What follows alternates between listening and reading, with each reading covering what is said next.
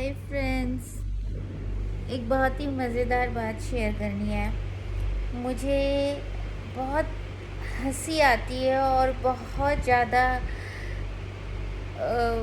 मतलब मज़ा आता है। आई एंजॉय सो मच जब कोई सो कॉल्ड कवि या लेखक इधर उधर से लाइंस उठा के और मंचों पे दो चार तालियां बटोर के और ख़ुद को बहुत बड़ा कवि, राइटर और लेखक समझने लगता है। और उसका एटीट्यूड ऐसा हो जाता है कि जैसे बॉलीवुड में शाहरुख सलमान का भी नहीं हो, दिलीप कुमार अमिताभ बच्चन का भी ना हो, और साहित्य जगत में हमारे डॉक्टर कुंवर बेचैन जी और बहुत सारे नाम हैं ऐसे जिनसे हम मिलते हैं। कितने डाउन टू अर्थ हैं, हमेशा हम कितने उनके बच्चों के बराबर हैं और हाथ जोड़कर प्रणाम की मुद्रा में कर लेते हैं। तो दिल से नमन करने को दिल करता है ऐसी शख्सियत का।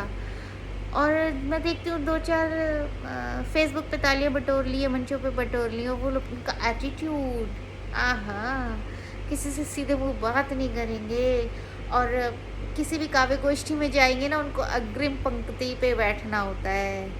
और पंक्ति पे भी नहीं, जहाँ पर जो एक हर प्रोग्राम की एक सीमा होती है या आयोजकों के लिए कुछ नाम ऐसे होते हैं जिन्हें मंच पर मंच की गरिमा बढ़ाने के लिए आमंत्रित करना होता है ऐसे विशिष्ट अतिथियों को। उनमें अगर उनका नाम नहीं होता तो तब उनकी त्योरियाँ देखो।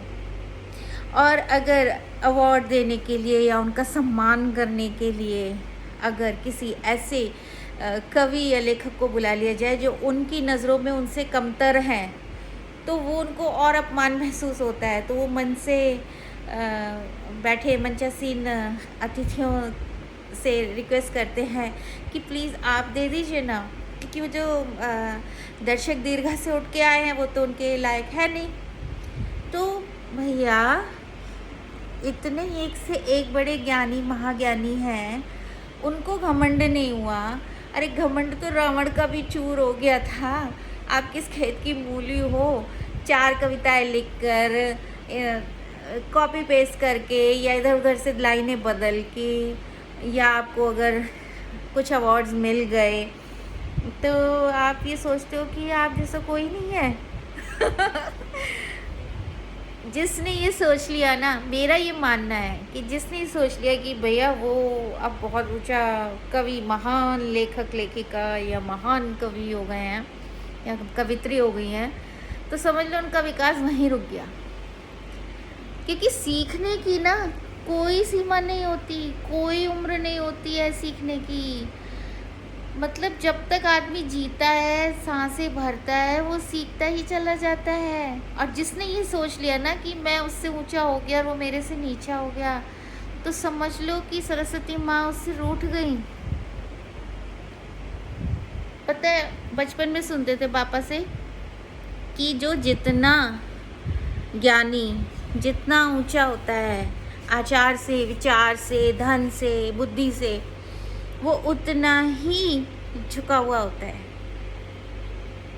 अब ये मिसाल दूंगी तो बहुत पुरानी है और बहुत बार सुनी हुई है कि फलों से लदा हुआ वृक्ष हमेशा झुकता है, ठूंठ नहीं झुकते। तो समझ जाओ, भी कह रही हूँ। वो तो शुक्र है कोरोना आ गया और ये सारा सिलसिला रुक गया काव्य गोष्ठियों का और क्या कहते हैं, बड़े बड़े उत्सवों का। आप अपनी उत्सव धर्मिता निभाइए। जितना झुकोगे उतने ही हार फूल चढ़ेंगे। जितना तन कर खड़े रहोगे, आपकी ऊंचाई को देखकर आधे लोग आपसे कहेंगे जी आप तो हमारे लायक ही नहीं हैं, या नहीं सॉरी, हम तो आपके लायक ही नहीं हैं। खुद को हंसी का पात्र न बनने दें। और महान लेखक या महान लेखिका, महान कवित्री, इतने बड़े बड़े नाम, और उनसे बात करो, जैसे उनका मुंह खुलता है तो लगता है कि कुछ नहीं आता जाता है इनको। तो ये तो दो शब्द रटी रटाई अगर इनकी कविता नहीं है तो ये दो शब्द नहीं बोल सकते किसी भी विषय पे। उनका ज्ञान बस इतना सा ही होता है। तो मैं उन सब से हाथ जोड़ कर यही कहूँगी कि भाई सामने वाले को इतना भी छोटा ना समझो। क्या पता वो आपसे कितना आगे निकल जाए, कितना ऊंचा है, कितना ज्ञानवान है, कितना श्रेष्ठ है, कितना समर्थ है। जब मुझे नींद नहीं आती ना, मुझे ऐसे ही ख्याल आते हैं और फिर मेरी शुरू हो जाती है आप लोगों से गुटरगू, कुछ वार्तालाप करने की, कुछ गॉसिप। पता है औरतों का जो एक मुख्य आभूषण है वो गॉसिप भी है। अब कोरोना में फ्रेंड्स तो मिल नहीं रही और व्हाट्सएप वगैरह पे हम लोग ज़रूरी बातें करते हैं, तो मैंने सोचा आपसे गॉसिपिंग कर ली जाए। कहीं मैं निंदा तो नहीं कर रही? निंदा करना तो पाप होता है।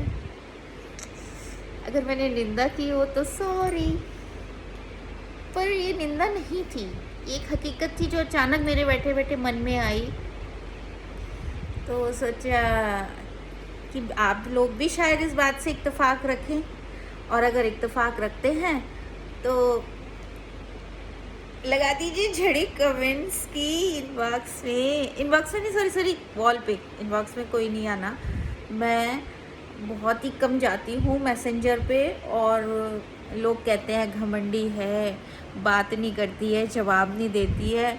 तो मेरी मजबूरी है, मैं मैसेंजर पे नहीं दे पाती हूँ सबका जवाब, और मैं आती भी बहुत ही रेयर हूँ।